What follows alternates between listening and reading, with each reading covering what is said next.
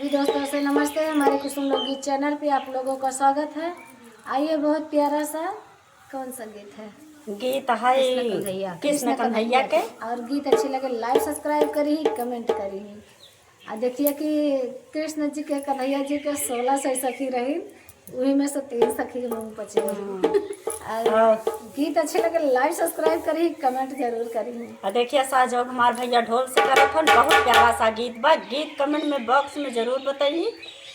और अगर जेका संपर्क करे हो तो ये कुसुम लोग गीत चैनल पे डिस्क्रिप्शन पर उसमें हमारा नंबर बा, आप लोग हमसे संपर्क कर सकती। अगर ढोल का सहयोग करवावे हो भैया हमारा बगल में।